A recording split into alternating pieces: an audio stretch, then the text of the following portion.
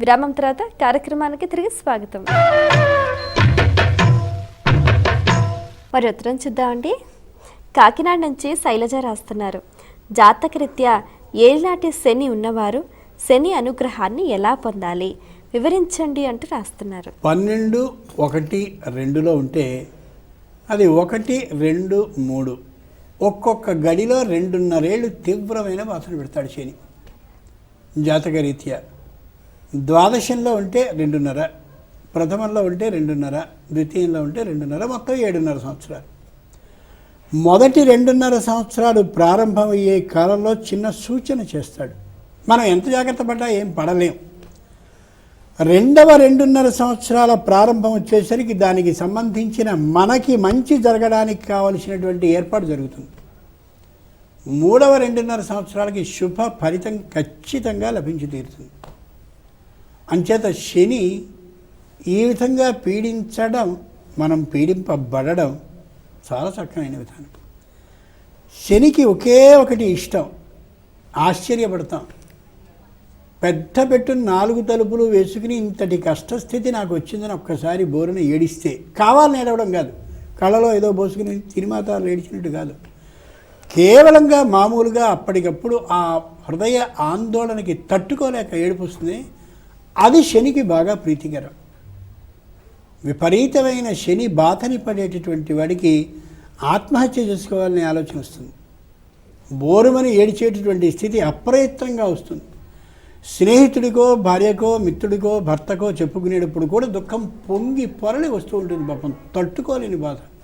అదంతా శనికి ఆనందదాయకం. ఎందుకని అంటే ఎవడైనా ఏడుస్తూ ఉంటే చూసేంతటి లక్షణం కలిగిన వాడా? అది కాదు.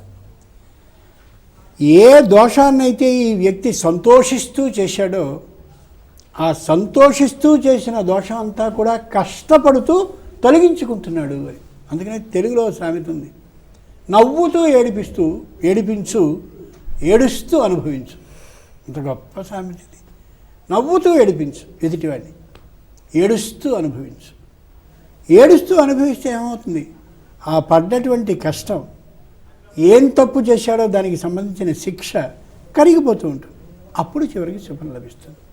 అంతేత శని బాగా ఆవహించిన సందర్భంలో తెలియని దుఃఖం మనకు వస్తుంది అంటే శని దోషం తొలగుతున్నట్టు, శని మనకి చేరువై మనకి అనుగ్రహాన్ని ఇస్తున్నట్టుగా అర్థం చేసుకోగలగాలి. మరి ఉత్తరం చూద్దామండి. శశి హైదరాబాద్ నుంచి రాస్తున్నారు. కాకి తగిలితే శని దోషం పట్టినట్ల, ఇంట్లో కాకి రావడం అశుభమా తెలియచేయగలరు అంటూ రాస్తున్నారు. అంటే పితృదేవతలకి పిండాలు వికరపిండం అని వేస్తారు. ఆ వికరపిండాన్ని వేసినప్పుడు ఇష్టకరంగా స్వీకరించేటటువంటిది కాకి.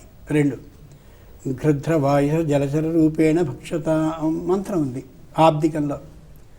ఓ పితృదేవత అయినటువంటి మహానుభావుడా, తల్లి కానీ తండ్రి కానీ మరణించినటువంటి వాళ్ళు గృధ్ర అంటే గద్ద రూపంలో కానీ, వాయస అంటే కాకి రూపంగా కానీ, ఈ దీన్ని కానీ ఒకవేళ నీళ్లలో వేస్తే జలచర ఏ చేపలుగానో తాబేలుగా కానీ స్వీకరించవలసింది మా పితృదేవతలైనటువంటి మీరు అని ప్రార్థించడం.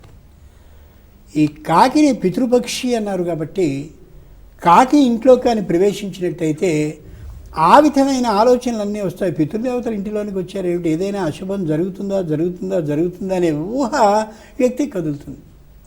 అలాగే గుడ్లగూప, దాని పేరు దివాంధము అని, దివా అంధము, పగలు దాని కళ్ళు కనిపించవు. ఆ గుడ్లగూప కూడా ఒకవేళ ఇంట్లో కానీ వచ్చినట్టయితే అది కూడా అశుభంగానే చెప్తారు. రెండవది కాకి, గుడ్లగూబ అనే 2 కూడా శ్మశానంలో ఉండేటటువంటి చెట్ల మీద నివసిస్తాయి సహజంగా. ఆ కారణంగా అక్కడి నుంచి పక్షి వచ్చింది అంటే శ్మశానం నుంచి ఇంటికి రాబోయే ముందే స్నానం చేసి ఇంట్లోకి ఎలా అయితే వ్యక్తి ప్రవేశిస్తాడో అలా శ్మశాన పక్షులుగా ప్రసిద్ధిని పొందిన కాకి, గుడ్లగూబ కానీ ఇంట్లోకి వస్తే శ్మశానం నుండి వచ్చిన దానితో సమానం కాబట్టి వెంటనే ఉదక శాంతి అని చేయిస్తారు.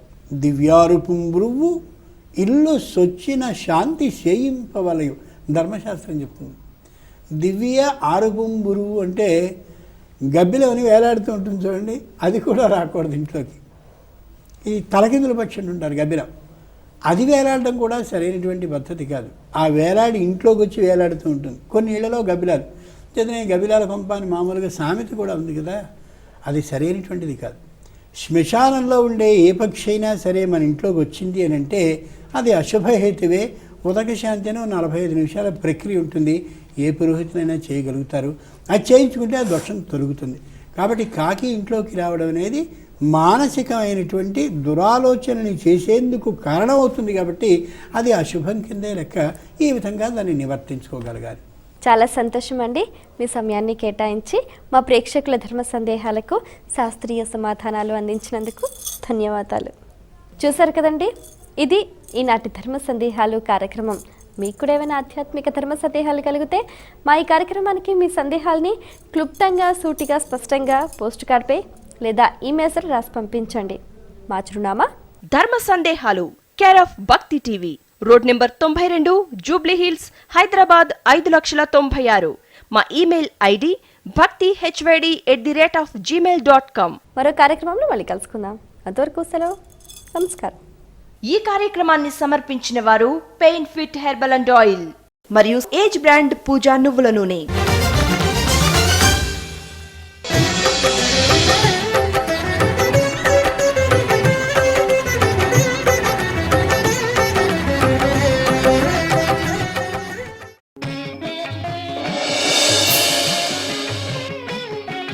శని త్రయోదశి అంటే శనేశ్వరుడికి ఎందుకంత ప్రీతిపాత్రం?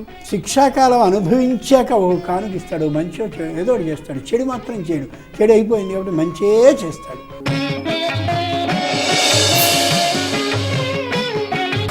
కాకి తగిలితే శని దోషం పట్టినట్ల, ఇంట్లో కాకి రావడం అశుభమా?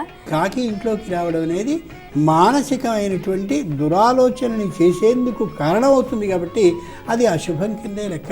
ఈ విధంగా దాన్ని నివర్తించుకోగలగాలి. Pain fit herbal and oil సమర్పించు ధర్మ సందేహాలు ఈ రోజు ఉదయం 11 గంటలకు, తిరిగి రాత్రి 10:30 మీ భక్తి టీవీలో.